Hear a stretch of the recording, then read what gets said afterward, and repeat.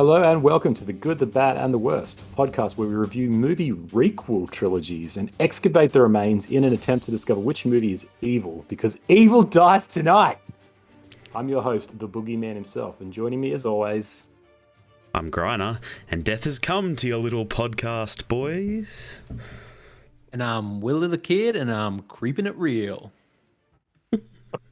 So we're doing a Halloween trilogy. Now, this is confusing because there's about 38 of them already, but we're doing specifically the requel trilogies. That's David Gordon Green and Danny McBride's three films, starting with 2018's Halloween. We're going to be talking about the OG, the Carpenter film, though, because it's technically part of the canon, and you can't really talk about a Halloween sequel without talking about the original. But we'll see how we go, whether we talk too much about it. That's we're cool with that. You guys watched the original? Yeah. Yeah, I did. We weren't watching all 18 of them. I'm happy to talk about Season of the Witch. Hey, what an interesting film. The Michael Myers-less one. Yeah, it's Michael Myers-less. How do they justify it being a Halloween film? Are they saying a Halloween film is just a film set at Halloween? Like, what was their justification? So Halloween's got a really convoluted history, but basically the franchise, the producer had the rights. I think we're going to wanted to turn it into a franchise like that. Each Halloween story would be some sort of horror themed thing. It wasn't always going to be Michael Myers, but pretty quickly after that, everyone realized that they were synonymous. You know, it's like having Nightmare on Elm Street and just having a crime drama on there. You need Freddy. So they scrapped that idea pretty fast, but it's got a lot of defenders, that film. A lot of people actually think it holds up. But anyway, I digress. What did you guys think? Halloween. Had you guys seen any of these before? So I'd seen the 2018 Halloween. So that was my introduction. That was the only one I'd seen of all the films. So I'd never watched the classic original. I did this time for this rewatch. I felt like it added a lot of important context to the later films. I finally understood what was going on between, Michael and Jamie Lee Curtis. But yeah, I don't know if it holds up. Really? Okay. I don't know if like I can appreciate what it does and what it did for horror. And obviously you have to look at everything through a lens. But I think watching this film for the first time in this era, it didn't feel scary to me, and it felt frustrating and annoying almost. Like how much, like I didn't feel like it was tension building. I felt like I kept making a joke to my wife. I was like, man, this guy's like a procrastinator. Like, how many times is this woman going to walk back and forth between these things before he finally strikes? And it didn't feel tense to me. 2018 one, I felt tense, and even rewatching it again this time, I was like, oh, okay, here we go. Like, this dude scares me now. But watching the original one now for the first time, it just was annoying me in a lot of scenes. It was like, oh, come on, just kill someone. But yeah. All right. Yeah, I mean, I know it's kind of sacrilege, right? But like having not seen it before, having no nostalgia for it, and having seen the movies that it inspired, it feels, I mean, the 1978 Halloween didn't do much for me, I must admit. It just felt really slow, and then there's like 4 kills at the end. They're not that great. I'm shocked that 2 weeks ago. I'm happy for you to explain to us why. Like, I get that it has a really important place in like horror history. It essentially invented the slasher genre. Like, took elements that were there before, but brought them all together in what, the genre doesn't seem to have changed all that much, right? Like, I can see that modern slashers still look to Halloween for their inspiration. And Michael Myers, he's not the most interesting character, but I found him a lot more interesting in 2018 and on.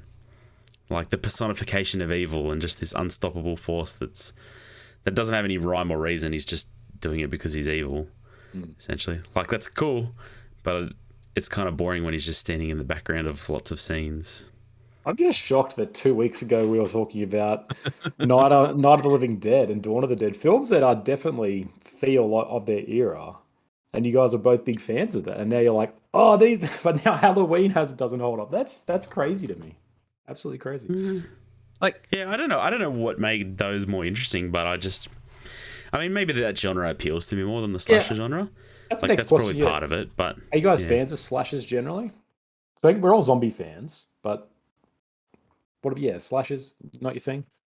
I'm not much of a horror guy in general. Yeah. But I can appreciate like slashes.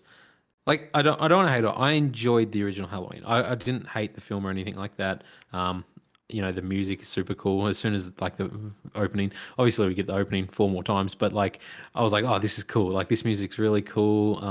I love the aesthetic of it. Um, but I enjoyed it, but several times throughout was just like, oh, like okay, like it's no longer like I know what's going to happen. So it's not like is he or isn't he? It was like when is he going to do it? This is just taking forever, um, and it just got a bit annoying for me. But yeah, Yeah, my main note was like, there's just way too much foreplay in this movie. yes, yes, The action only comes at the end, and it doesn't last very long, unfortunately. I don't know. I'm not a big fan of slashers. I'll readily admit that, but I have enjoyed them in the past. Like I think I don't mind the Scream movies. I liked I Know What You Did Last Summer when I was younger, but Those 90s slashes, yeah. yeah, I just don't know. I don't know.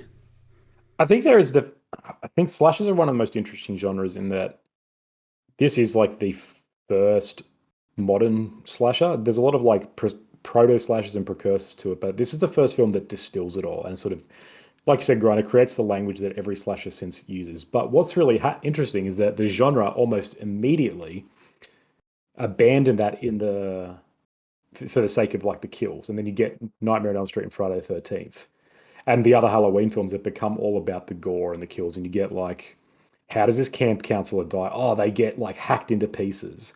Whereas in the original Halloween, there's almost no blood. Like No. it's very tame. It's very like contained kills.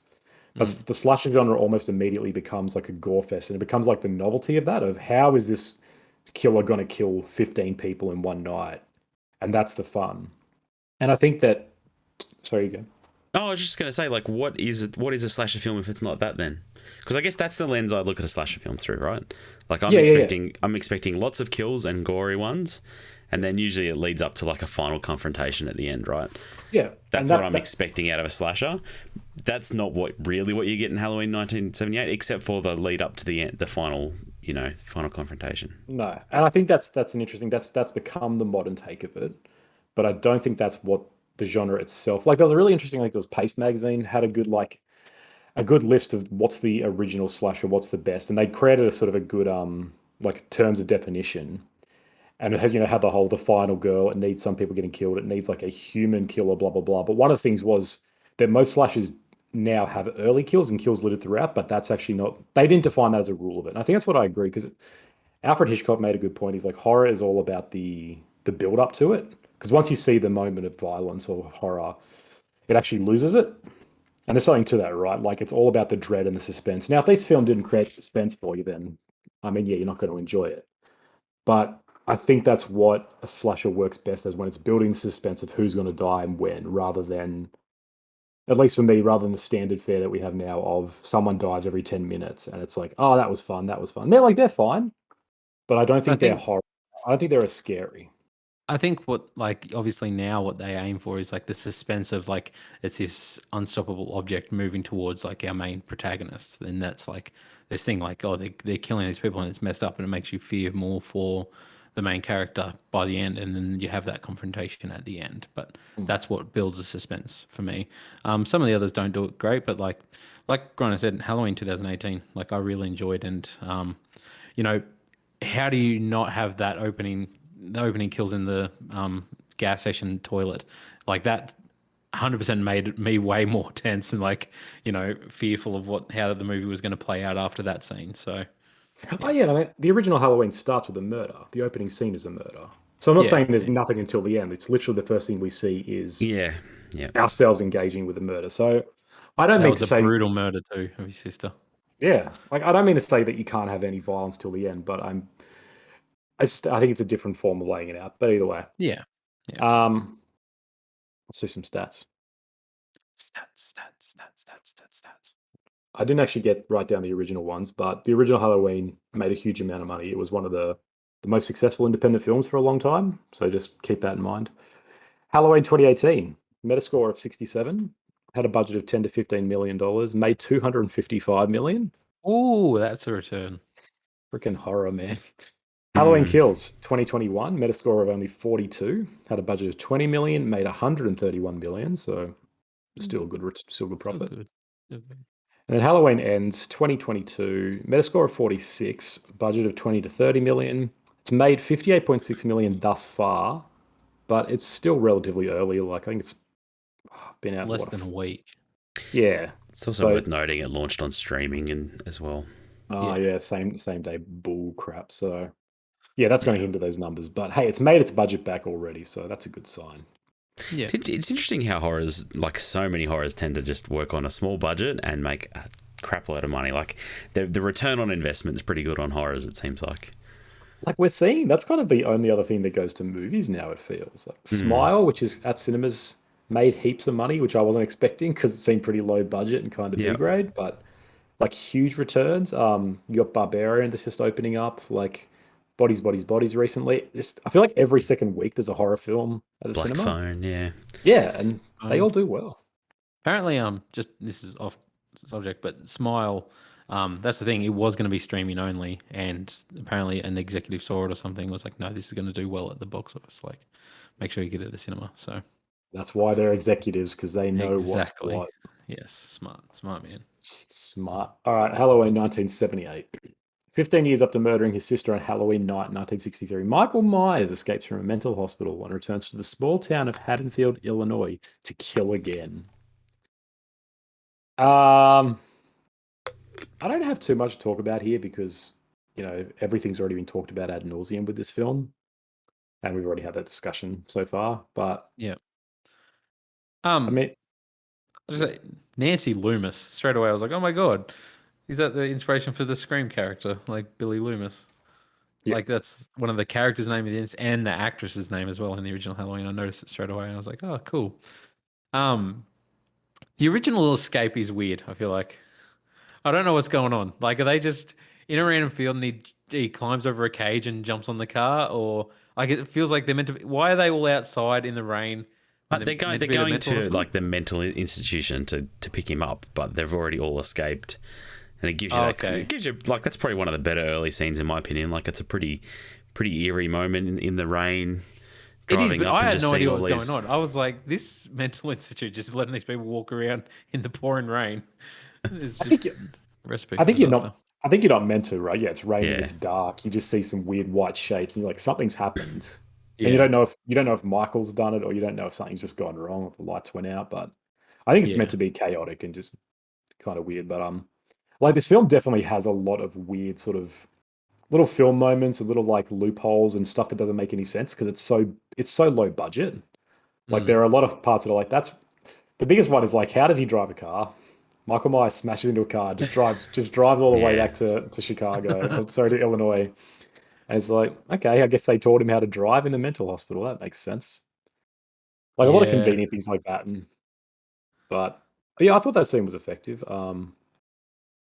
The opening scene that we mentioned, like it has to be mentioned again. Like that scene's really effective, even if it looks a bit hokey in a lot of ways now. And you can see the strings. The idea of putting you in the head of a killer and making you sort of witness the murder happening is pretty cool.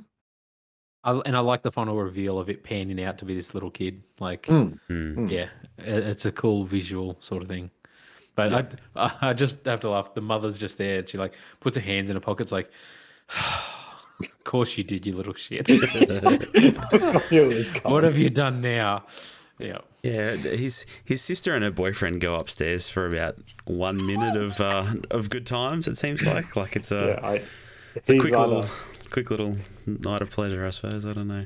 yeah, like he's really good or he's really bad. We don't know. And then he's out of there. She's already Yeah, brushing her he's hair. It's gone. like Hit it and quit it. wham bam out. Yeah, yeah, they didn't plan that very well.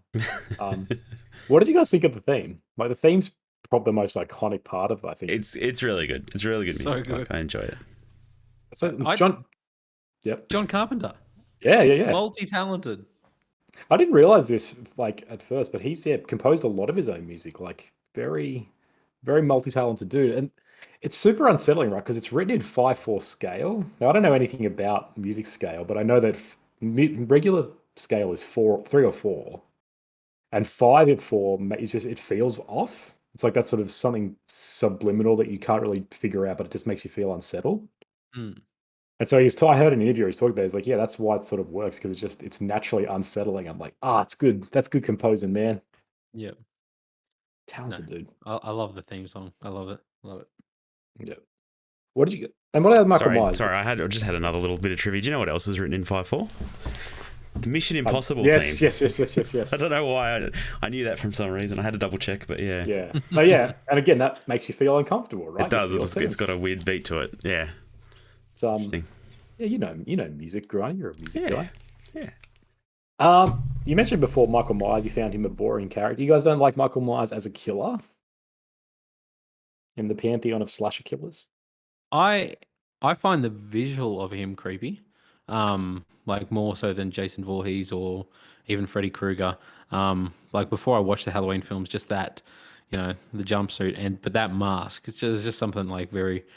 Now, it's become a lot less threatening once I looked at all the Michael Myers masks over the years, because some of them are atrocious. Yeah. And I was like, what is this? Like, this looks cartoonish.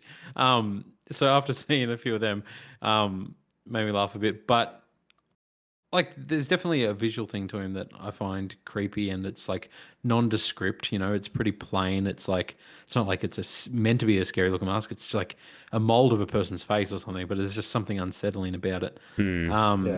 Like, it's a cheap William Shatner mask. It's Yeah. not like William Shatner. Yeah, but yeah, like as a character, I feel like obviously the 2018 one does it better, but yeah, effective what he does. But yeah, for me after 1978, I'm like, why do people like this character so much? But like I get it, I guess. I don't know. I kind of wanted more. I wanted more to him, I suppose, in 1978. It wasn't until 2018 I'm like, oh, this guy's just a force. That's all he is. Yeah. Yeah. Okay. And I enjoyed it more. But like, I guess for me, coming at this from I Know What You Did Last Summer and Scream, where they're trying to figure out who the killer is, and there's a mystery around who the killer is, and there's kind of a reveal about who they are. Whereas in this, it's like, no, they know who he is from the start, and there's nothing to know. He's pure evil. That's all there is to know.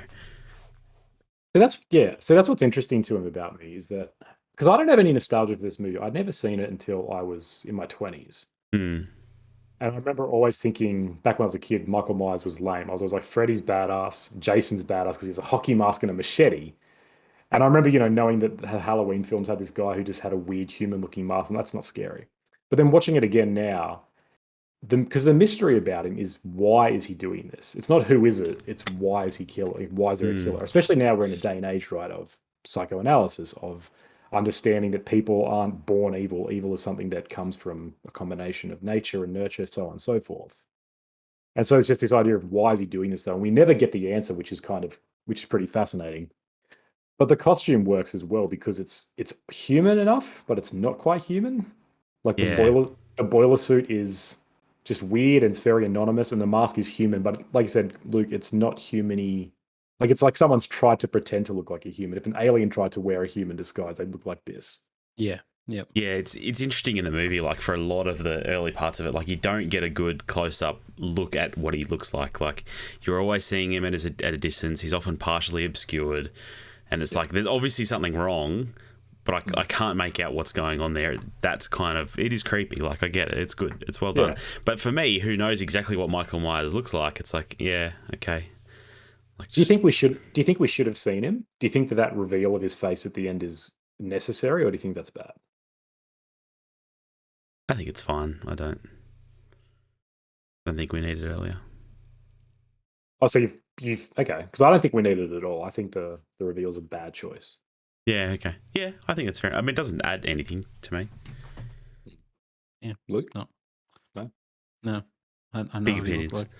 I didn't even like look at it as like a reveal at the end. I don't know, because I just knew what he looked like the whole time as I'm just watching the film, and because obviously you see him from a distance and like under certain lights and stuff like that, so I didn't even take it as like this big reveal when you finally see him. So yeah. Oh, that's fair. yeah. Sorry, Conan. Just apologize to me. Apologize to cinema. Oh, sorry. That's cool. Look, you guys, you don't have to like this film. It's just, I'll never forgive you, but that's a whole different thing. Yeah. Can we move on? Do you guys have anything else to say about it? No, it's not a bad last hour. Like pinning a guy to a wall with just a knife. That takes some strength. Brutal. It's brutal. It does. So you said before you didn't think of him as a force until the 2018 film. That kill didn't sort of sell that for you? I guess it does towards the end, but there's just, for me, there was way too much foreplay. Yeah, exactly. Yeah. I was aroused, and then I got really bored for a while, and then it went down. It piqued my interest at the end, but and then just confused for the last 20 minutes. Yeah. No, that's fair. Like, I do wonder if, I don't know, I'm not a good case study because I think I knew that this film was important when I saw it. And so I saw it through that lens of, okay, I've got to know why it's important. And so I studied it more than watched it. And so I do wonder what it would be like seeing it now, fresh eyes, without any interest, versus at the time it was obviously a huge deal. Did things no one had ever seen before. Had you watched any of the Halloween films before you watched the original? I think I'd watched H2O when I was 7 or something. And so that was part of my introduction to Michael Myers. Like, this is the lamest 90s slasher crap ever. Yeah. But at the time I thought it was cool because I was a kid. But I'd never seen any people rated H2O. No good? I think they do, but retroactively, yeah. Yeah, it was just, it's at the time I was a kid, I don't remember it being enjoyable, except for the fact that I was like, I'm watching a slasher. Yeah. But again, I was like, Jason's cooler. He has a machete. Yeah, true. See, yeah, I don't know. I'd already seen him in 2018. I'm sure maybe if this was my introduction to Michael Myers, it would have felt more. But yeah, it's an interesting question. I guess the other thing that's interesting about the film, and we've already sort of talking about it, but the nature of Michael Myers, right? Like he's evil coming to the suburbs, and that's just interesting. I guess that's why there's so much foreplay in this film and so much build up, because it really takes its time to be like, this is just a normal American town. This is all these people. They're just the babysitters, the police chief. Everyone's happy and friendly, whatever. Yeah. But it's like there's this evil there, and it's almost knowable, but it's not really knowable. And you've got Dr. Loomis running around, just being a crazy person, scaring kids and stuff. And it's a fascinating idea of that. Like, I don't know. They're always engaging with that question of what is evil and what does it happen when it comes to the suburbs, and like even this area can be. And that seems really trite now, like evil coming to the suburbs. Yeah, we know that. But at the time, I think horror wasn't quite the same as that. Horror didn't really look at it as, the suburbs were still seen as a safe place. So it was interesting to, And then boom, he's there near your clothesline. Just amongst the clothes. He's trying to figure out how to wear clothes. He doesn't understand them. And then he ran away really quick. I'd like to see that. I'd like to see him hide after when he's behind the hedge. He's just like, it's scary movie, man. It's a scene of scary movie. True. He just runs behind the troop. All right. Let's talk about what we're all here to talk about. Halloween 2018. Yes. It's been 40 years since Laurie Strode, Jamie Lee Curtis, survived a vicious attack from Michael Myers on Halloween night. Locked up in an institution, he manages to escape, but his transfer goes horribly wrong, as it always does. Laurie now faces a terrifying showdown when the masked madman returns to Haddonfield, but this time she is ready for him. I think we all enjoy this film a lot, right? Yeah, I really enjoyed this movie. This is a great film. Like I think this is a really strong horror film. I really like the intro in this. Like the intro is great. The two podcasters. Like, they weren't podcasters, but damn well they should have been. Like, Serial was big. Serial was big at the time. They are podcasters. Like, no, they're not. They say radio, don't they? No, he says we're podcasters. And then she's like, we're investigative journalists. Oh, yeah. I could have swore they talked about radio. All right, I take back my first criticism of this movie. They're really bad podcasters because they're recording in the wind and they're like getting bizarre narrations. Like it's I really enjoy this whole intro of them, like him just like standing in the courtyard, the mask. It's unsettling because like even like he feels threatening. It's like, oh my god, what is this guy doing? There's the line there that he's like stepping right on. I'd forgotten, even rewatching it now. I was like, oh my God, does this guy get his head smashed in now? Or something like, does he step Mm. a bit too close? Or, and then to just go that quick cut, like, where he's like, say something or whatever, he's yelling at him. And then it's just like the music just kicks in and Yeah. like the theme song. You have the pumpkin reinflating, which I Yep. find really cool, like, rebooting sort of thing. Yeah. Yeah. It's a really cool symbolic opening. I really like it. No, it's a great cold open. Like it works Yeah. really well. It just Yep. it gets you. It's really ominous. Like say him standing there, and all the other inmates are kind of jittery and a bit. They're all. It's a madhouse, so they're all Yeah. kind of like weird and just you can tell that they've all got a lot of it. They're disturbed, and there's just this giant person standing there still, doesn't move. And just as he starts to react, everyone else starts to react. It's like the evil is like sort of radiating Stirring. out. Yeah, it's really effective. Yep. Um, Grant, what did you think of the opening? Yeah, it was great. Totally agree with everything you said. could not agree more. But my criticism of this is again, we almost see Michael's face, right? We see Michael's face a lot in this film. Do a bit, but it's never like I want to say glorified. Like it's not really point. It's just there. I don't think they care about. It doesn't feel like the movie cares about his face. No, that's true, but that's also kind of my problem. Really? Because the whole idea of Michael Myers is he's a human, as far as we know, but he wears this, and like it becomes a big thing in this. He needs the mask, right? People keep trying to take the mask off, and he like shoves it back on, and he stops killing people to keep his mask straight. Yeah. So there is a real idea that he is the mask itself, almost, and without it, he's nothing. I don't know. Like you say, it never like shows his face broad daylight, but there's a lot of parts where you see it, and you can see it's like just an old man. And I'm like, I don't know. I think I would have preferred it if we'd never seen even anything, so we never know, never even get a glimpse. It's just, I mean, you don't see it like front on, and it's I don't know. I like it because like we know who he is. It's not like it's this reveal of what his face is or anything. Like he's an old man, but I do like that aspect of the character, like with the mask, because obviously even as a kid, like he puts this mask on and then goes and kills, and they take the mask off, and he's a bit like shell shocked almost, like what's going on, like as if he's in a trance with that mask on. So once that mask is fear to him, and that he needs that mask to get that fear out there, sort of thing. But yeah, I don't know. I didn't have a problem with it. So, well, how'd you like Jamie Lee Curtis in this one? Because she's very different to what she was. Big Sarah Connor vibes for me. yeah. But I liked her.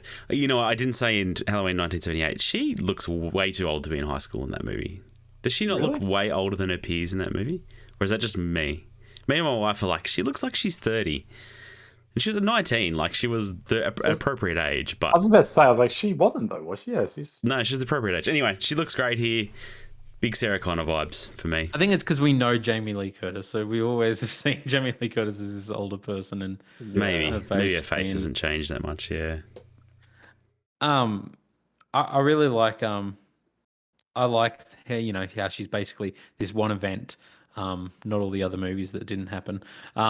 Like this one event's like traumatized her, and she's gone down this like path of being like a doomsday prepper. And I really like the throwbacks to the original film, like her being across the road when the granddaughter's in the classroom and like looks out, and it's the same shot of Michael being across the road, but it's her, and it's really cool. I really like that. It's got that great like sequel requel energy. Like it remakes scenes, but it changes them enough so it's a sequel, but also like a remake of it. It's a hard line to run. I think we talked about it with Scream. But I think it does it really well in this, where you're right. It creates all these images and it has a lot of similar things, but it reworks them enough that it's really interesting and it's really clever. I feel like we've seen a few movies lately do that well, though, right? Like we just did Bad Boys. It had a really late sequel that did some of that. Top Gun Maverick, obviously another good example of reviving an old movie and bringing back some of those those scenes and those familiar parts and just handling it really well. But this movie did it well too. I really enjoyed it. Yeah, you get that nice mirroring as well, where they've come across the overturned bus, and there's all the escapees just standing around, just like it was in the first movie. Yeah, really well done. Man, I would not be getting out to help them. I don't know what that dude was thinking. I would be making a phone call and going I would on be my way. driving the other way. pretty like I'm sure it shocked me when I first watched this film a few years ago, but it shocked me again. I was like, oh shit, he kills the kid. I'm like, yeah, like that's something they usually avoid, and we'll get into that in another film as well. But like, it's this There's plenty thing, more. it's this thing that they avoid, but he really just kills him in the car, this little kid. And I love the kid shoots the doctor, Oh, and it's he's just great. like, oh shit.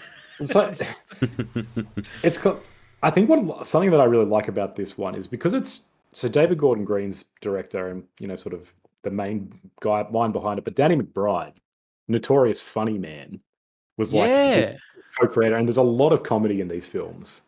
And there's scenes like that. He shoots the doctor, and it's a really good like it dissipates just enough tension Yeah. that kind of lulls you into that like, oh yeah, cool, I'm having fun, and then a kid gets killed. It's like, oh And man, then he gets killed brutally. Yep. and like there's a lot of moments throughout all of them. I'm like, it loses a bit in the third in the other ones. In the second one, especially, the tone becomes a bit all over the place. Mm. But for this one, I think it always works a lot. Like Danny McBride, his comedy brain really works here, I reckon. Mm. Yeah, no, definitely. Um, I brought it up earlier, but the petrol station bathroom murders, I feel like a brutal man. Like in that bathroom stall, and just the teeth over Yeah. the thing. Oh Yeah. man, gives me the heebie-jeebies. And Why would it's he do like, that though? Why would he do that? who knows? 'Cause He's he's messed evil. up, man. Why would he do any of the stuff he does? He's just like, I'm gonna get that chick. She's gonna be so scared of me. Yeah. He's like, oh, she's Just so tears a man's scary jaw out out. there. That's just a prank. I love just before But in that scene too, like you can see him in the background and then like just blurry yeah, killing the mechanic and stealing his clothes. Like yeah, to me, that's similar to the foreplay we get in 1978, but I enjoyed it a lot more here. Like because it's quick and it's happening in the background. yeah, You you kept see glimpses of him, and then you know what's yeah. I really yeah. enjoyed it. And there's that woman in the other car just like watching and staring at that guy like there's some stuff going on around you Yeah, sort of thing. tries to give him the Um, eyes. but yeah, it's brutal. It You really is feel brutal. you Him feel putting like you'd them. miss. Sorry, yeah. I was just saying like that shot of him putting the mask back on, and then That like the scene, yeah, car boot closes like with the music and all that. It's a really cool visual thing. I love it it. is. Yeah. That one shot is fantastic. I agree. Do you think it's weird though that he just kills so many people and no one sort of notices or stops or screams? He's just like killed the mechanic. He's killed another guy. He just yeah, I don't know. And it's just like later on they find, oh yeah, there's been a massacre at a gas station, but it's Yeah, taken you see it hours on to the news report. later, but yeah, It's America. another day in America. Another dead body. Like I get it's a sleepy town, but everyone seems a real like pretty dumb. Yeah, for a little rural town, like man, this town. I don't know why you'd move there, eh? Like rent Yeah. must be really cheap because a lot of killing happens. Yeah. Well, 40 years apart, I guess they're like, yeah, it'll never happen again. Boy, were they Mm. wrong. What did you guys think of I mean, speaking of scenes, the one take kill fest. Oh, it's great. It's so good. It's just I'm like such a sucker for one takes. Yeah, the woman like on the phone walking out to the kitchen. You just see like his head just bobbing down, walking down the side of the house. Comes in, she goes she goes to shut that window and just like the knife through the neck. It's like oh god, it's like Brutal. It's rough. brutal. But that's the thing, like straight away he gets out and yeah, just boom, I'm gonna start killing. There's no procrastinating, there's no foreplay, just like Boy, oh boom, boy, here straight I to go killing. climax. Because Yeah, it's great. because he's already done the killing. So this isn't fair, you see, because in the first film he's had the foreplay, he's getting used to this sensual experience. And that's when he Yeah. killed all the babysitters. But now he's had 40 years to be like, that was great. I want to do it again. He doesn't need foreplay. He's had 40 years of masturbation. So Right? if he is pure evil, why didn't he kill the baby? That's a great question. The baby's crying. Because I that thought he was going to, and I forgot that he doesn't. And I was like, oh no, this is messed up. But then he doesn't, and I was like, ah, that's a who great knows? question. What He's is left a few kids spare. I yeah. guess. Well, I mean, why doesn't he kill everybody, right? Like Maybe that baby, he's evil, and he's like, no, we understand each other. as we see later on, yes, he can sense evil apparently in people. yeah. Did did you guys ever watch probably not, but the Rob Zombie remakes of these? No. I watched those at the beginning, but they really branch into the whole like family mythology, and I don't know if it was a nod to that or if it was just like a little red herring of like, oh, we're gonna see him kill a baby, but then it's like, no, we wouldn't do that. Yeah. Yeah, it's a good question though. Like that scene is played up very much to be like, what would he do? And he leaves it. But Yeah, it's a bit odd. I just love the way he walks in that scene though as well. Like you get that robotic, like his head twists and then the rest of his body moves. And he's Yeah. kind of Yeah. it's almost like he's gliding. Like Yes. he just doesn't move properly. It's really interesting. It just makes him feel so much more like Not a human. Like he's this like Yeah. robotic android. Like I must kill. Like I'm just going to keep moving forward and keep killing until something stops me. You know, like I'll keep moving forward. In my notes, we get to the part that's this character is probably my favorite in all the movies. The little kid that's been babysat. Yep, same. He's so good. He's definitely getting his lines from Danny McBride, I feel like. Yeah, 100%. This is where the comedy is so great. I love that he's just like you know, the babysitter starts to get out. He's just like, "Oh shit!" and jumps up, runs away, runs past the dude and he's like, "Don't go up there, Dave. You're gonna get killed." And just runs out of the house. He's like, "No, I've seen horror films. I'm out of this shit." It's great. Yeah. Yeah, he gets a cameo in the second one. He gets one scene Yeah, again in the he's second in one. there. To come back, which is great. Yeah. Yeah. What do you guys think of all the teenagers? Like so obviously they're very different to the babysitters from the first film. But you got Allison and her boyfriend and her friends. What did you guys think? Yeah, I really liked Allison. I think she's a good character in this movie. Like, I mean, it's a bit of a trope for her to be like, "Oh, I trust what Grandma's saying." Like, even though her mum has kind of got a fractured relationship with her and stuff. But I enjoyed her. Her boyfriend's a dick, and that's like destroying her phone and stuff. Peak abusive behavior. Yeah. Don't go back to him. Red flags. And that other dude like coming onto her like immediately. Yeah. They're kind of scumbags, right? Like, yeah. Him explaining. He's like, "This girl's grinding on me and stuff. I'm very drunk. I don't know." But that's the thing. I feel like, you know, this cast of teenagers is really memorable. Like I remember them, you know. And I think the kills, you know, like that kid on the gate, like getting impaled through the mouth is brutal. Yeah. That's a great part. Like Michael in the yard and just the sensor light. The light going off. Yep. It's like, oh god. It's a great, like, it's the tension, right? It's that it's just you're waiting, you know what's going to happen, but you're like, where's he going to appear? What's going to happen? Yeah. There's a long build up in it, but it's really worth payoff. Yeah. I think I really liked in this one, like I think we talked about briefly, but the take on the Michael Laurie dichotomy. So she's convinced he's going to come and find her, right? He's like, Michael's coming back to this town for me. And everyone's kind of like, oh, Laurie Strode, the one that got away. And just kind of like us, we're obsessed with her, right? We want to see this showdown between these two characters. But Michael doesn't actually care about that. The whole myth comes true because the doctor makes it happen. And sort of like it's this... Yeah, he forces it. Yeah. He's like, he's alive because he wants to kill her. And so he drives into her house. And it's this really clever way of making the showdown happen, right? Making that sort of story feel right. But it's like, Laurie's wrong. She's actually just gone a bit crazy thinking this, and Michael doesn't even want to do it. He just wants to kill everyone in Haddonfield. Yeah. But it's kind of this interesting meta awareness of like, we need to see a showdown, and the doctor needs to see a showdown.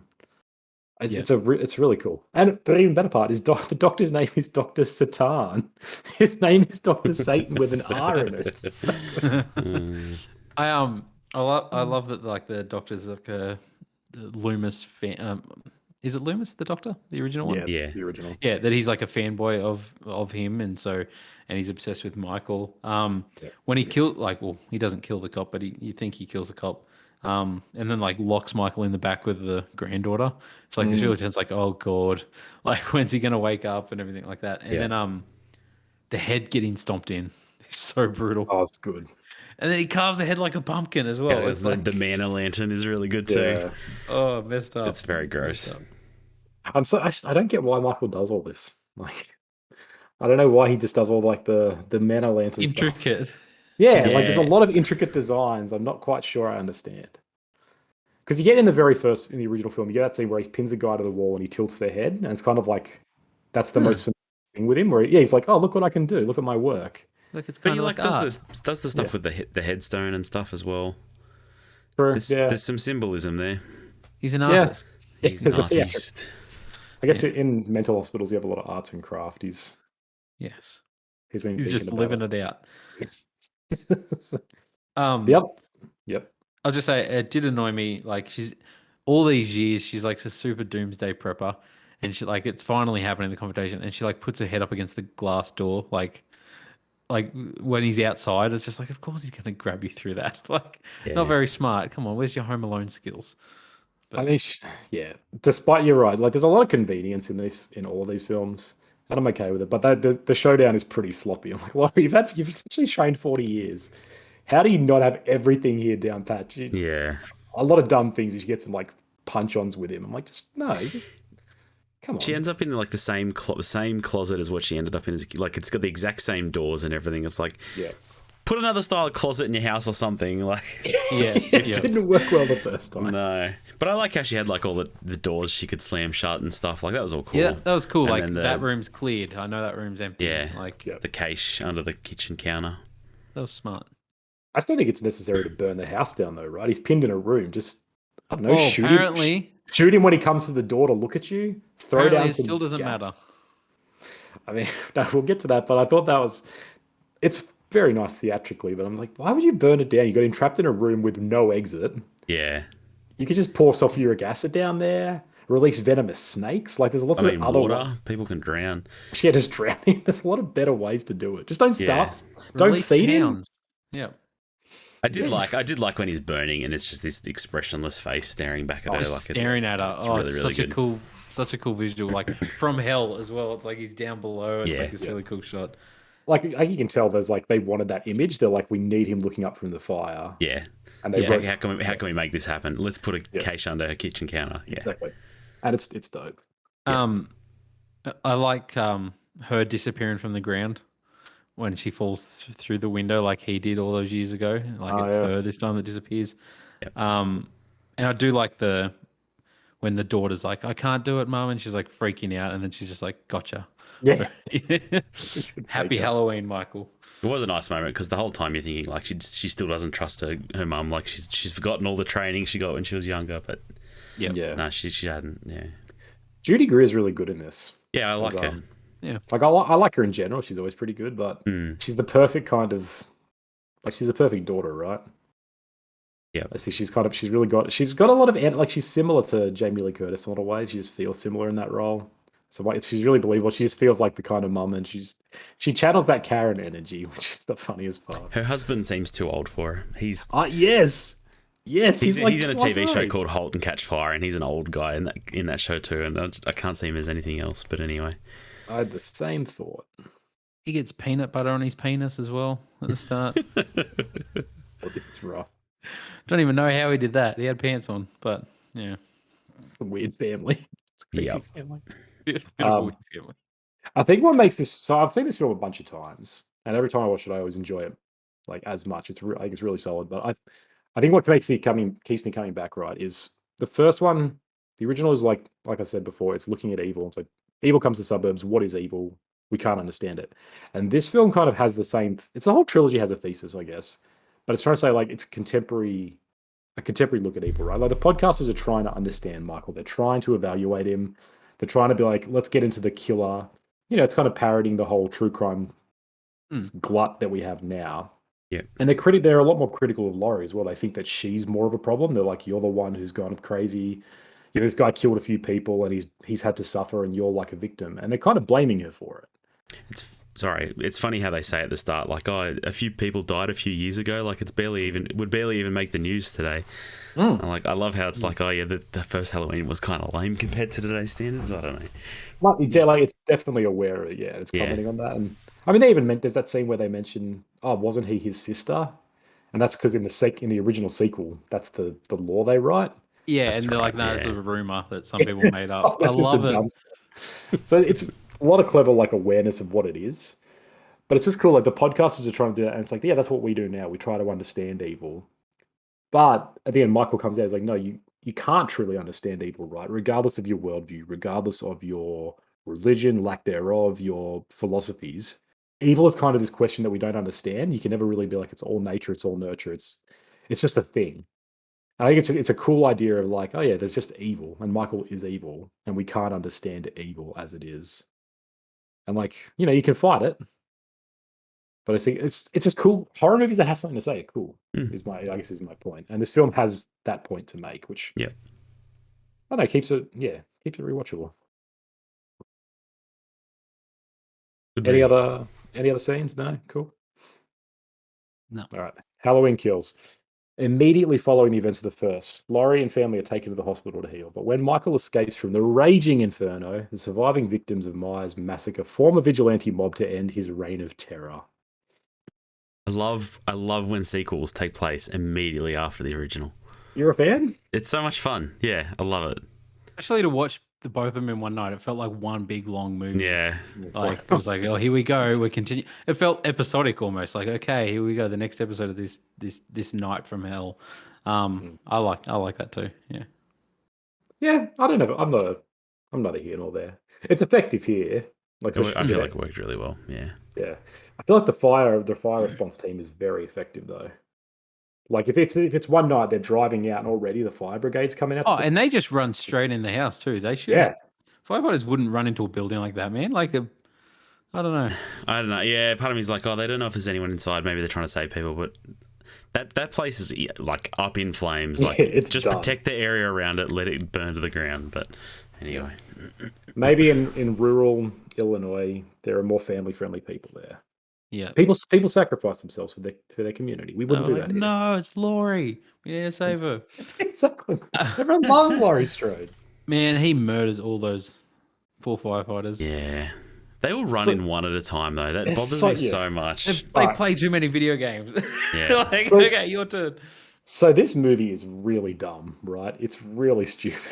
And there are so many moments like this that are both fun but infuriating.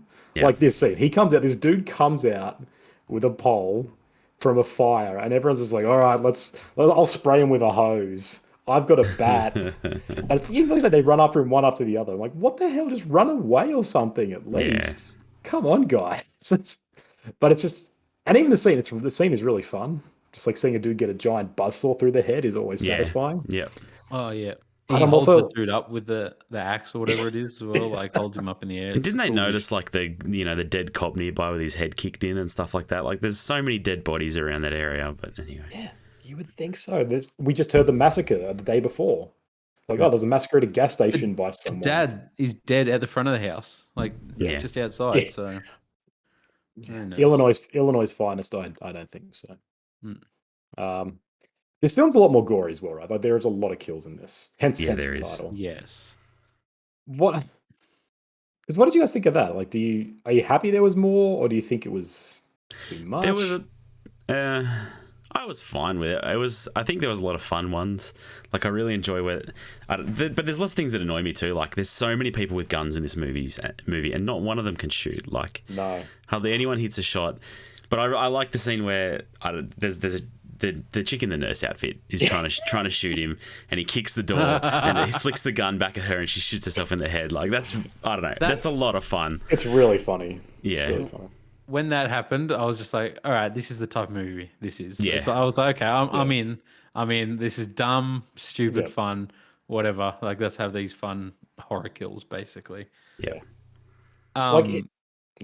There's the light tube in the neck as well. It's just like, I'm like, that's brutal. And she survives somehow. Yeah, she does, doesn't she? True. Nonsense. Yeah. You are not surviving that. Like there's a lot of great kills. I like kids again too. Yeah. What's that? Dead kids again. Oh yeah. Yep.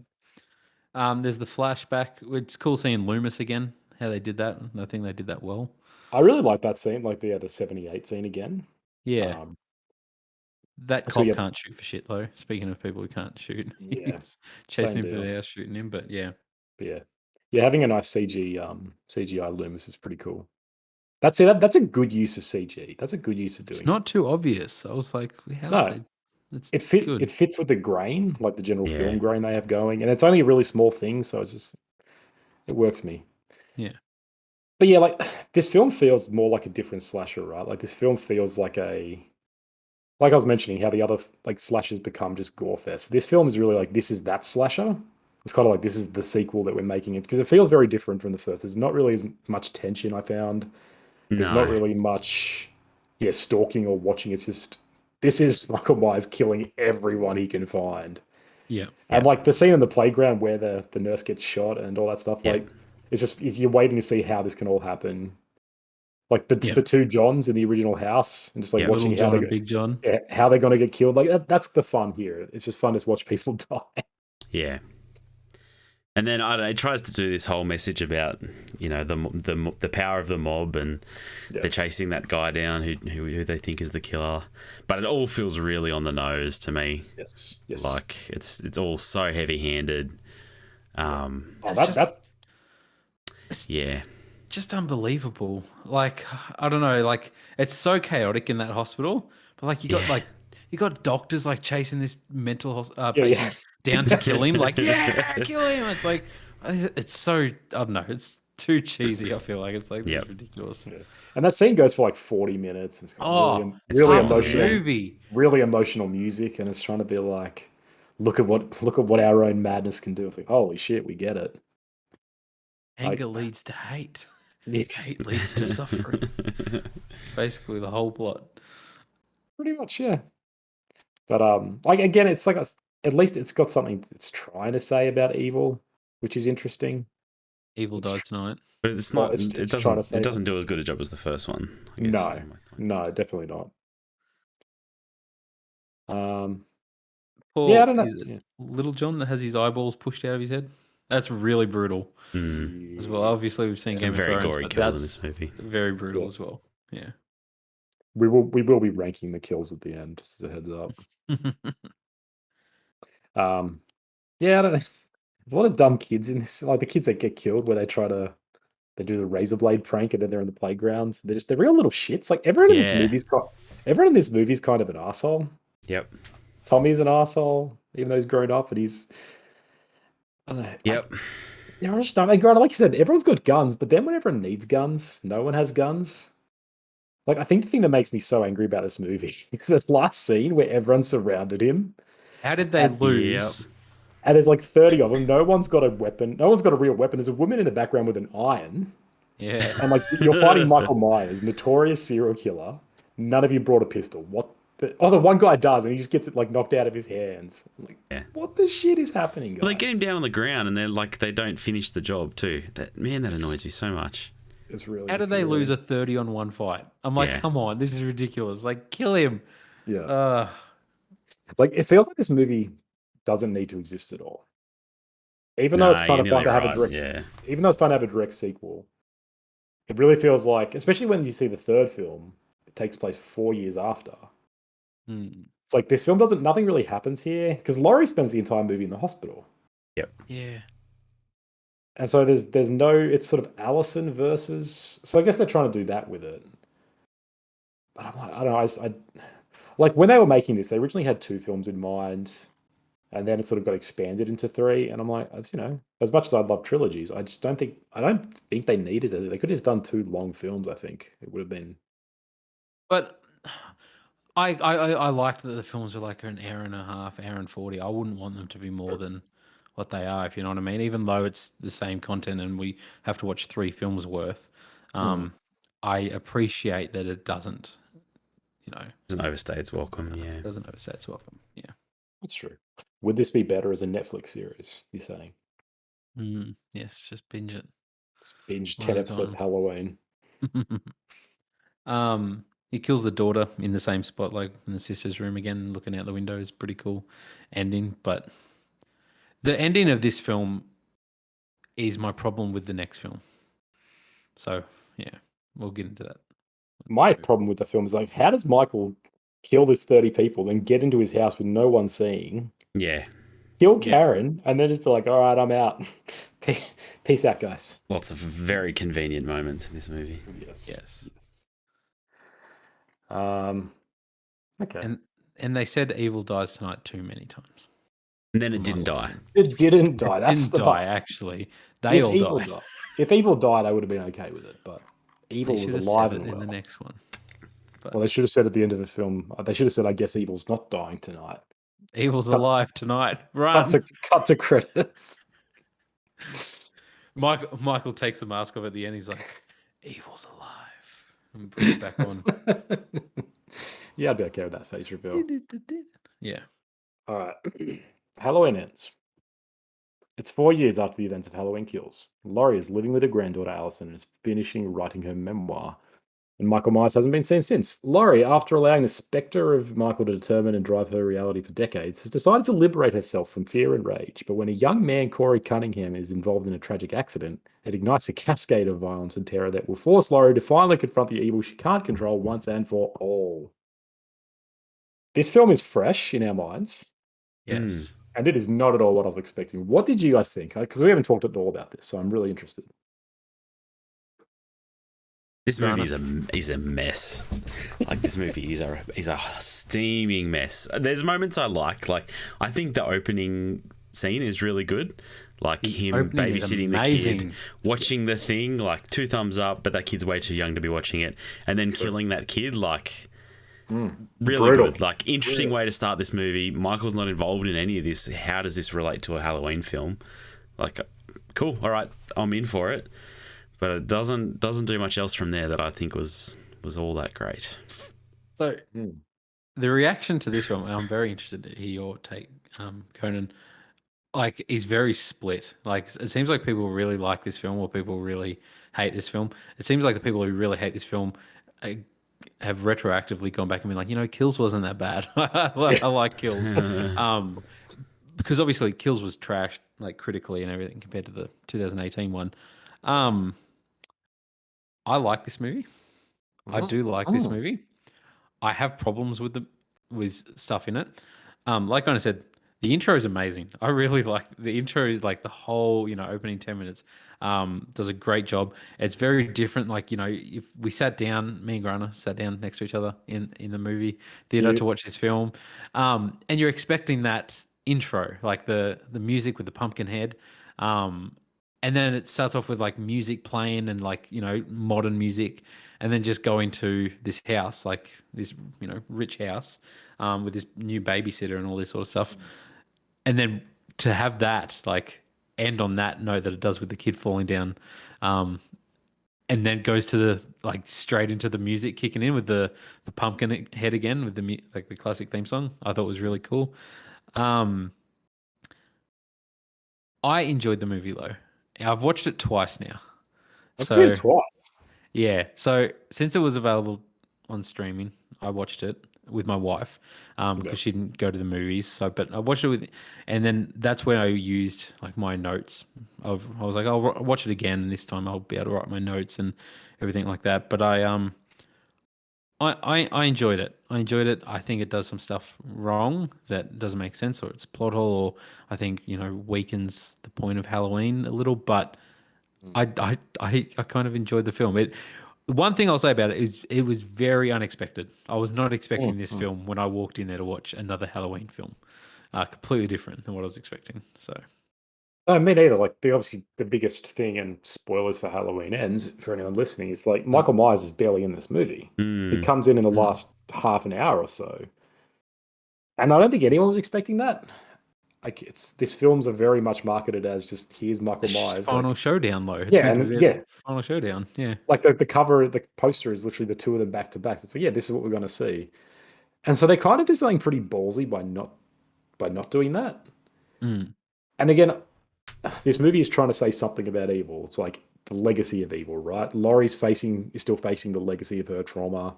This town's still facing the legacy of this trauma, and that trauma is manifest in the concept of Michael Myers. It's like, can hate and evil become something different? Is it this person? Is it an idea? All of that stuff is interesting. Like, I love the idea of like a haunted town in that sense, but I'm split. I don't know if I enjoyed it more than Kills, I think. But it's got similar deal. It's messy as hell. It's got a lot of weird stuff. It wastes a lot of time, but at the same time, it doesn't spend enough time. Like, his Corey's turn feels both rushed and really just too slow as well. Like, they don't build it enough, but at the same time, there's a lot of dragging on. I didn't like the whole his and Allison's like teenage romance and screw you, Ma. What did You she don't know me. see in him? Why did she Yes. fall for him so So quickly? quick. She came onto him Like so quick. immediately infatuated by him, like just head over heels. Makes no sense to me. No. She mentions briefly, she's like, "Oh, I see it in you. I see in you the same thing they see in me. Like that, everyone looks at you as a freak." But you're right. It's Yeah. like it's not enough. The guy's gross as well. Like he's filthy. He's sweaty. He's covered in blood and chocolate milk. And she's just like, "I want to eat you right now." Yeah. No, the guy's pretty gnarly. Pretty gnarly. But yeah, I don't know. It's I mean, you give me synth music and people riding on a motorbike while being moody. I'm like, I'm there for that. That's cool. I wasn't expecting that in this film. no. That's But There's a good hard cut where you see him riding the bike and there's someone on the back, and I thought it was Michael Myers for a moment because it was right after a scene where they'd have a little moment. But there's a Photoshop of like Michael Myers holding on to him, and I'm like, one day, maybe one day.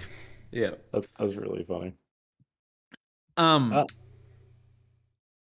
So it's just some notes like, how can people blame Laurie for Michael Myers? I don't get this whole thing. Yes, These yes. people are just like abusing, like, because your boogeyman went away, they blamed my son for this, and like they went after him because they needed a new. Like, how is that her fault? You're saying this serial killer disappeared that also attacked you amongst all these other people, and then he disappeared. It's your fault. Like, I just don't get the rationale behind some of these townspeople. There's some really weak reasoning there, in my opinion. Like it's just it's an excuse to make her out to have some trauma still or something. I don't know.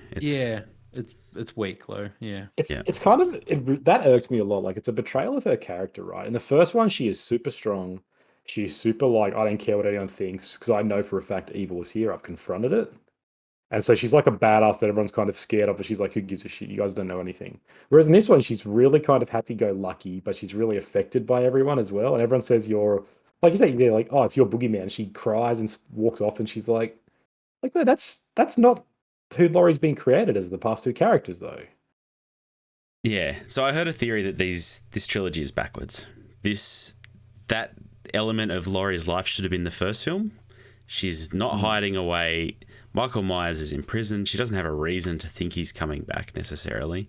So why not make her happy-go-lucky, made her life, but obviously still suffering from this trauma. Yep. Then he comes back. We still have a middle movie. And then the final movie, because he hasn't been seen for years, she's, barricaded herself up and made her defenses. And then finally gets a proper showdown with him at the end and burns him in the basement. You're right, because that's the other thing that makes no sense. He's never confirmed dead or locked up. He just disappears. And she's okay with that. She's and like, she's why like, doesn't this house have a cache under the dining room table? I don't get it. After murdering her daughter. Yes. Like, he kills her daughter. Yes. And then she's like, okay, I'm at peace. He's out there somewhere, but I'm all right. Locked in prison for 40 years. Yeah, it's like, no. I'm prepared for any moment. That's a good take. It's like a bit being backwards, Yeah, that's... Like, I don't know what happened in the writing process, but a lot went wrong between the first one and this last one. Like, they're trying to shoehorn in ideology. I think they did Laurie dirty in this. And things like the voiceover, where she's like narrating her memoirs, and it's really on the nose and really like, you have to let evil out because it will poison you, because evil is poisonous. And it's like, it's really hacky. It is really hacky. I don't know if this was from her book or whatever. Rip off your shirt and show grief your tits. I thought that was a good line. Like you know what's funny about this? As soon as she said that, I was like, oh my God. I was like, that could be a funny intro for the podcast. And then I watched Griner pull out his phone and write some notes. I totally forgot about it at the start of this podcast. I was like, oh, okay. I was like, he's totally writing that. I'm sure grief your tits. I was like, yeah. Yeah, I to that. Like they wear a lot of it on the nose as well. There's like the Nietzsche quotes. Someone literally calls up the radio host and is like, if you look into the abyss looks back. I'm like, oh, we literally saw Michael looking into... We saw this. And then just in case we missed it, they're making very clear that it's a Nietzsche idea. So you guys liked, what's his name, becoming Michael Myers, like him, Corey finding him in the sewer and then I have questions why Michael's just hanging out in the sewer. Yeah. Like what's he eating? What's he doing there? Is he eating the people that he drags in? I assume he's eating people. Because the homeless guy's like, no one comes out of there, so Michael must be eating. Yeah, but so, okay. What this is where I got problems with this film. So there's the weird thing, obviously, where basically like transmits his evil, or like they have this deep connection, and he like realizes like, okay, no, you're like me, Mm.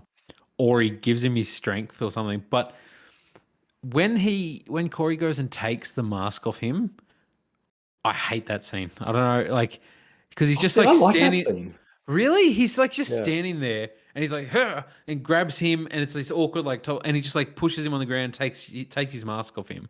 Mm. I'm like, this dude, like, but what I don't get, I get it, like, if this whole story, like, he's old, he's not the same Michael Myers that we knew. But then in the final scene, we see that he is still that, because it takes a lot to kill him.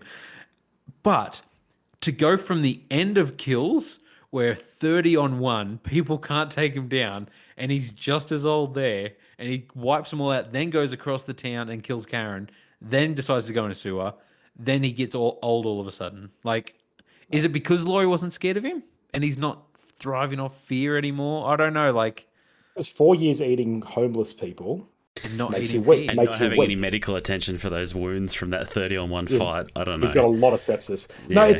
they do establish this in one of them where someone says killing keeps him alive, or like it's killing that gives him the energy. And so there's someone says it in one of these films, and then there's a scene in this where it's when he first kills somebody again. I think it's when he I kills the love doctor, that. I know what you're and about to say. you see him kind of like enlarge. Like yeah, he has Oh, he that. gets like I'm a like tingle, man. He gets off yeah, on it when he kills the cop in the tunnel. He's like, yes, yeah. But then he's like, yeah. It's like, this is he some stands shit. up straight, and you can see him like recharging essentially. And so the idea is that by Michael Myers killing, he becomes more powerful. Hmm. Now that's a weird. I don't know if I like that But idea that's necessarily, but I think the idea is he's been hiding for 4 years, so he's weak and feeble, and that's why Corey can essentially take him because Michael Myers but is. Corey does that after he kills like four people. Like Michael Myers stabs this woman to the wall again. Like Hmm. he stabs her to the wall again, kills the cop, all this stuff, and then Corey just pushes him to the ground. But Corey's also killed, so he's like supercharged. Yeah, he did kill someone. He's gone Mega Super Saiyan or whatever it is, He's and gone Ultra Instinct. Yeah. yeah, and Michael Myers is just Super Saiyan, so he's cool. It's impressive, but he's it's low ball. So you like that scene though? I just I feel like that doesn't look like Michael Myers to just like have this little tussle with this dude that got beaten up by these three yeah, dweebs by that these like little weevils. bullies, and then he's Yeah. like tackles him to the ground and takes his mask off. But then obviously Michael just sits up. Hmm. So I don't know. There's me. Maybe he's just like letting him do it because then he's like, okay, you go kill these people and So that, lead me back to Laurie or whatever. I don't know. that's kind of how I read it. Right? Like Michael he's infecting people. Like the guy walks into the sewer, he grabs him, he recognizes evil in him, and so he like infects him essentially. And so they both see in themselves evil. So I think that was how I read it. Michael is like trying to, not necessarily trying to pass the mantle on, but the evil within him is at least like, he's kind of like, yes, you are like me, and that's why he doesn't kill him because he's like, you're a killer like me, you're pure evil. Mm. And again, that's kind of a confusing like idea to try to make because then the film goes on to say evil is not defined. You can you can give into evil or you can deny it. But I think that's the idea that he wants him to go out and become Michael Myers. Which So yeah, I can get behind this thing of like, you know what, Michael Myers is getting old, and it's like that's set up the new generation. But then like he kills him at the end anyway. yeah. It's interesting because they don't commit to that. Yeah, because it feels like they're trying to make this like, what's Halloween for the future? Oh, we've got a younger one again. And, Corey works works at a wrecking yard, so he's got the jumpsuit. So you assume Yeah, it's going to go their way, and then Yeah. it's like, oh no, he just gets killed. Which again, but these is he films have really dead? these films have ideas, if nothing else. They don't execute a lot of them well, Yeah. but they Yeah. have ideas, and I like that. Do you guys feel like Allison went from like the smartest character in the series to the dumbest? Like, I don't get her deal in this. I like her arc is really weird because she's one of the smarter characters in the first movie. Like, she doesn't, she ditches her boyfriend when he does the wrong thing. It's not like she's going back to him or anything like that. She listens to her grandma.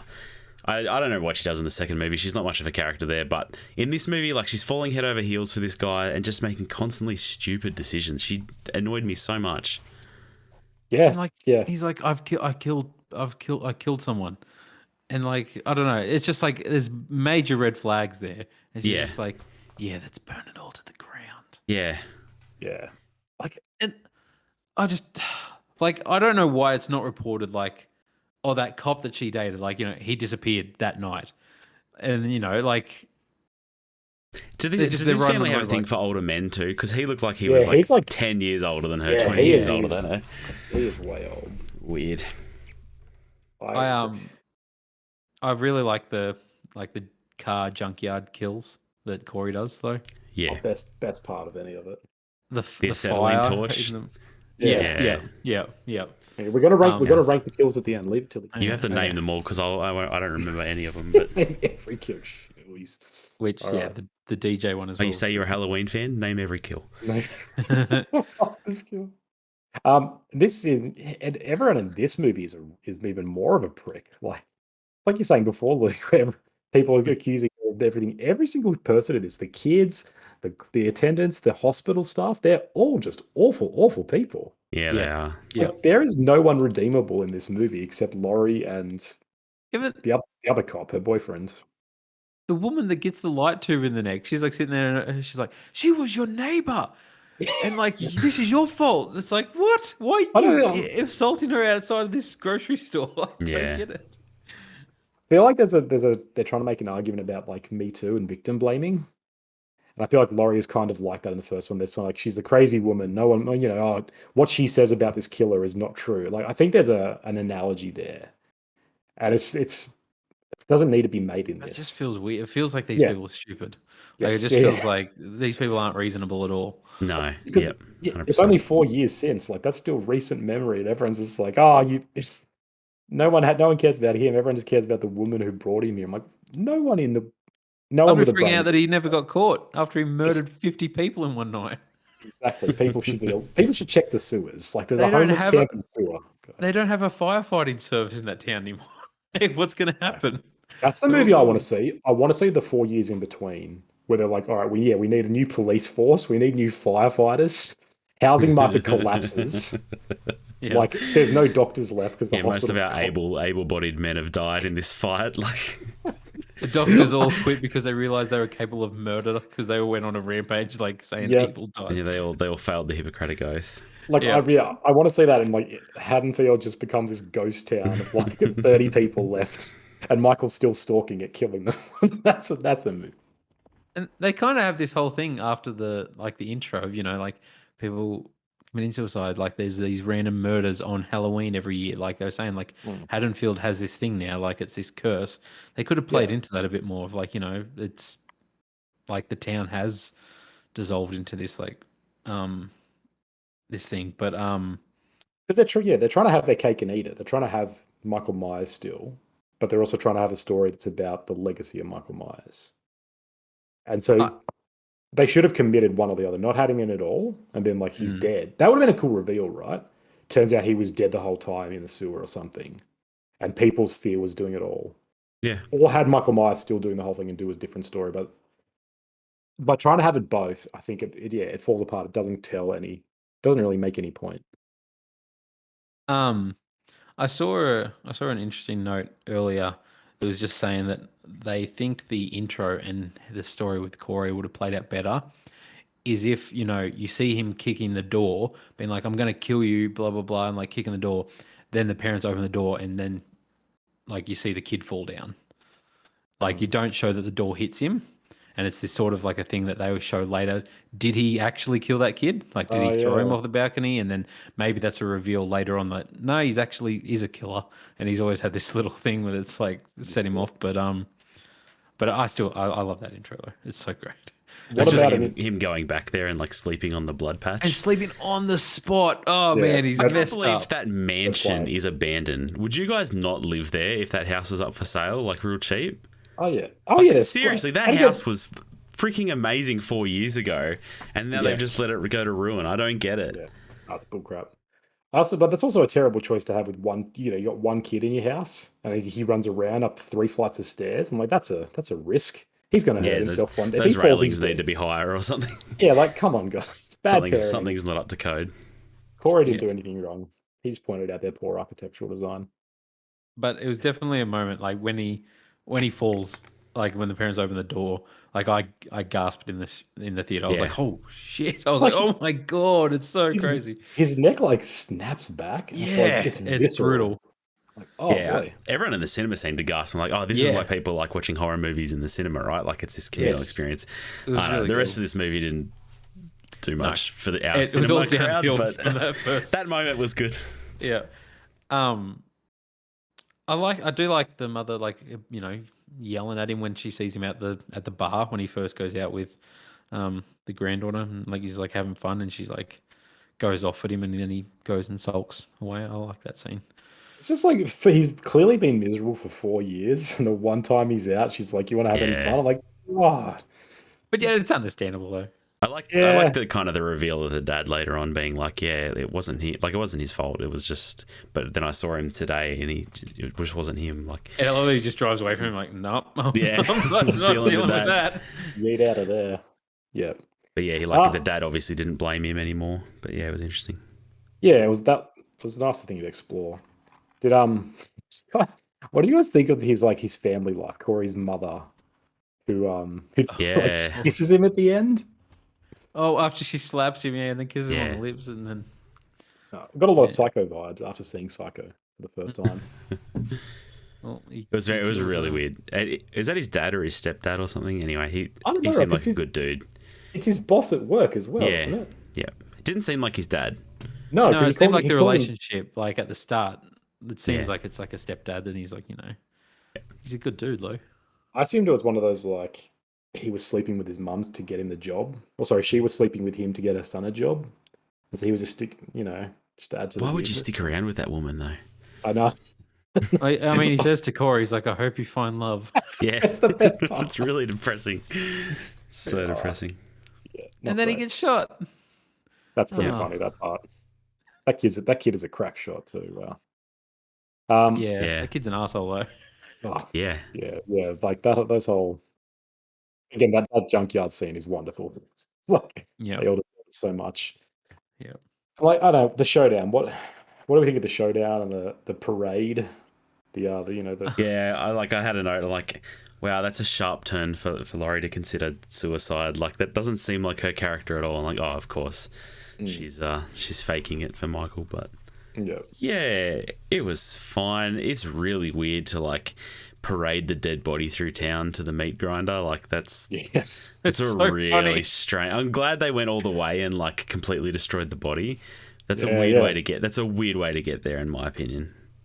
I Middle agree. of the night too. Like everybody's up. Let's do this thing. Like And not a single person said evil dies tonight. I'm like, oh, come on. He's a chanting in the last film. You've got him here. You're putting him in a blender. Someone say it. because they all saw that it didn't. They're like, we can't jinx it again. We Yeah. said this is going to come back. It will come back up. There was a good part. It was good how like the cops like we don't do it this way, and the sheriff, the most useless sheriff of all, is like, oh, we do tonight, I guess. And it's like cool. It is tonight. It is tonight. When he's trying to kill her, it plays like a little montage of like all their scenes from the movies and like back to the original and everything. What do you think of that? I don't even remember that part. It like Yeah, it shows cuts- like a cuts bunch back, of clips like- of like yeah, her stabbing him with the sewing needle and all this sort of Oh stuff. Like, yeah, that's right. Oh, yeah, that's right. Yeah. yeah. Yeah. I love that she grabs the sewing needle again and then he sticks it inside of her head. It's like, oh god! Yeah. It's like, is he just gonna mess her up? This is like, I didn't know what was going on. And there's the garbage disposal with her hand as well. It's like, Yeah, that was is nice. she gonna get destroyed here? And it's not like he's just gonna keep on with his life. But Garbage disposals just seem like the most dangerous thing in the world. I've never seen one be used for a good purpose. no, I've only ever seen them in horror films. Yeah, people losing fingers and shit. Just put it in Yeah. the bin. Exactly. I don't know. I from what I read online, because I was interested about all the other Halloween films, and just reading the synopsis of them, I'm like, man, that shit got out of control for a while there in the old films. They But get wacky, yeah. there's the hand holding when he finally dies. What do you think of that? It's like this moment between them. I really liked that because again, it's kind of the whole thing of these films is like they're dynamic and this obsession. And yeah, I said it like in the first one, how everyone's like Michael's hunting Laurie and Laurie's hunting Michael. And so it's like who's hunting who. They're kind of codependent. And they could have done more with it in this, where again, it's just weird that Laurie's happy-go-lucky and like writing memoirs, but whatever. But I like that kind of idea where like they define each other. Laurie's whole life has been defined by this trauma, and Michael is sort of defined by, for whatever reason, by hunting this one last woman down who he couldn't kill. That That's literally he only knew because she put a key under the doormat yes. in the first film, and he's just like, "All right, here we go. This is It's my on. goal in life now." I mean, he's a simple man, Michael. He's a simpleton. So I'm Mm. sure he's into just, he's like, oh, this one I can't kill. I need a killer. Why can't I kill this chick? Yeah. But it's kind of like I like that whole like we had such a. It's just kind of it's an interesting trope in stuff where it's like we were enemies, but we were so perfectly intertwined, and we did this dance for so long. And so at the end of it, she's kind of like, yeah, I understand. I think it's more of like an understanding. It's like, yeah, I recognize you. I understand. It was the best of times. It was the worst and, of and times. the blessed of It times. was the blurst of times. Well, just like, yeah, look, we've spent the last 50 years being intertwined. There's something Mm. bittersweet about that. That it's like, I'm glad you're dead. That's why I'm killing you and putting you in this trash compactor. But we had a good run. You killed my family and whatnot. But Yeah, you killed my daughter. yeah, But it's all fun and games. yeah, man, he's superhuman because man, he should be dead. Should be dead, like way before he is in this one. I'm like, come Yeah. on. Even after the neck slice, it's like, okay, he's dead. Then he like rips the knife through his hand, That's which then fun. is healed when they're holding hands a second later. His hand should be split in half Are you from sure the it's not? knife. It's not a different hand. No, it's not. It's I not. mean, yeah, I didn't keep I track of that. watched it back. Yeah, like you're right. Oh, He gets continuity. shot. He gets shot a lot, and he Yeah, he just keeps does. He just keeps walking. So Yeah, he does.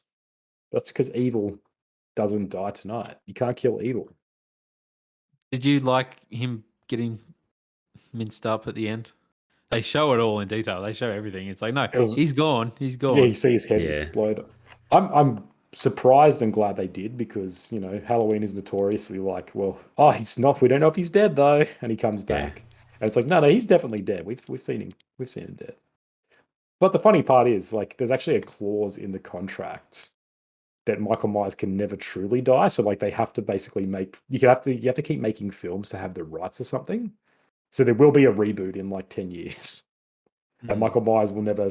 There'll never be like a lull because I think it was Mustafa Collado, whoever the producer was, like, yeah, you can't kill Michael Myers. So it's kind of funny. What the hell did they do? Well, they established in the film Michael Myers can be anyone, right? Yeah. I see. And Grant will attest to this. I straight away like was googling when the movie finished, like, is there a post credit scene? Yeah, Because same. I was like, they're gonna bring Corey back because we only saw him get his neck snapped. I'm like, that's not as brutal as a meat grinder. I'm like, there's gonna be something where it like plays the Halloween theme with him showing up again, or like In a wheelchair. yeah, Wheelchair bound killer. yeah. Yeah, I had the same thought. But no post credit scene. This isn't Marvel after all. No Michael Myers will return. All right. I had written down here just did this deserve to be a trilogy? I think we've already covered that, but I do honestly think this whole take on it would have been better as like a series. And this is the only time I'll ever say that. But like an 8 episode limited series, I think they actually could have expanded the whole. The city gets Haddonfield gets poisoned by evil, and Corey becomes a killer. Like, I don't know. Have you guys seen the Purge TV show? No. Season 2 has a very similar story to this. So the whole time I was watching, I was like, this is Purge all over again, which is. Would be interesting to see Michael Myers as like a serial killer getting analyzed, like a la. I've been watching Hannibal, so that's why it comes to mind, and it's got all these grotesque and intricate kills. And while his weren't as fancy as they are in that show, he's got a little bit of style. His kills too. So You're right. I mean, he never talks though, unfortunately, so it would be pretty much no, just a there's very not. I don't one-sided think there's actually that conversation. much there to analyze, really, is there? No.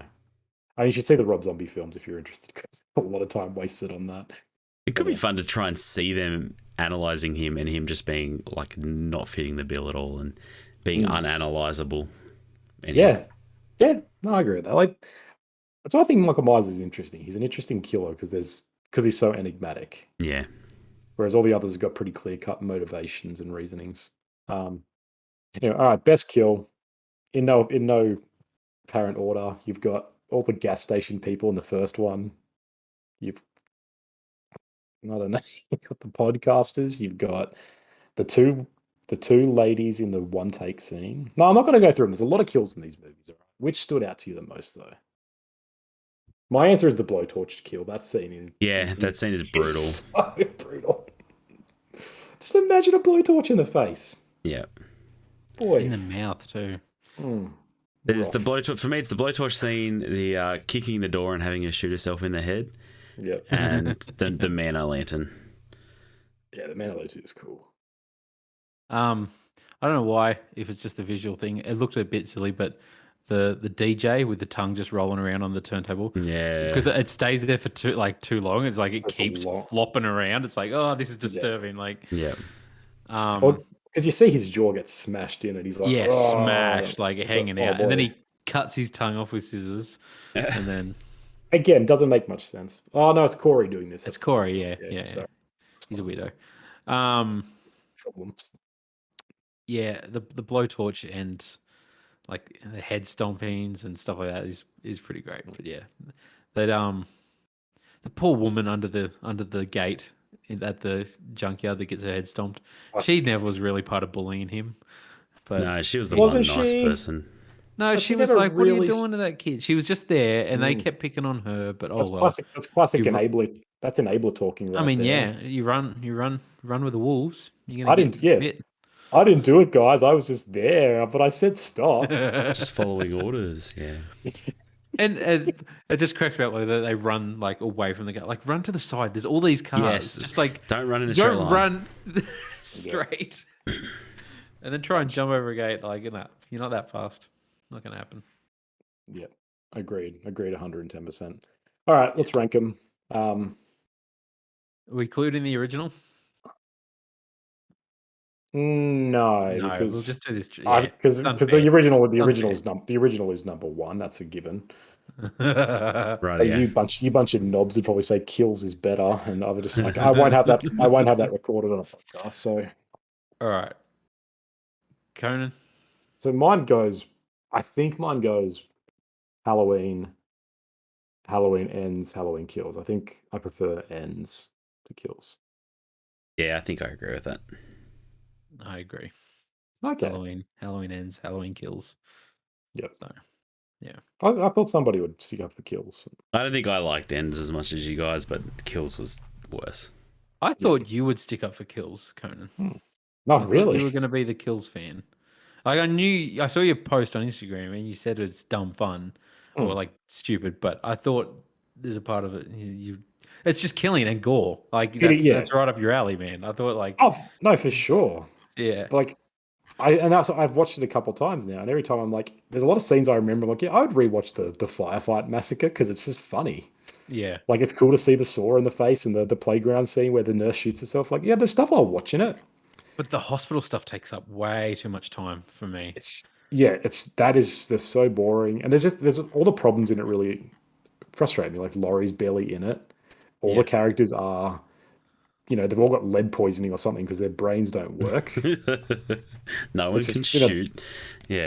There's so many things that make me angry in that movie. Whereas ends might be a little bit more flaccid, but at least it's mostly cohesive. And it's bold.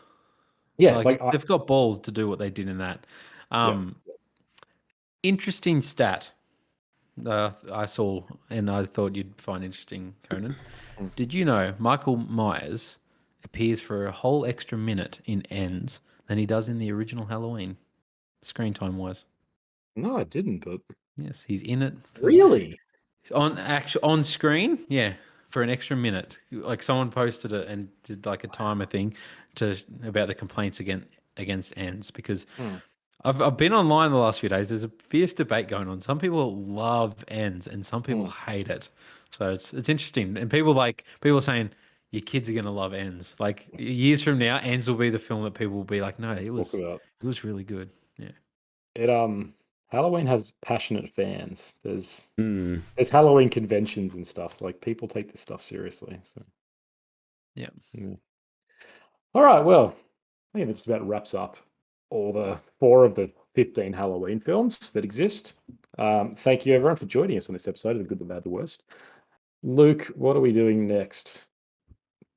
So, the long-awaited Christopher Nolan trilogy. For goodness sakes. Not even a trick.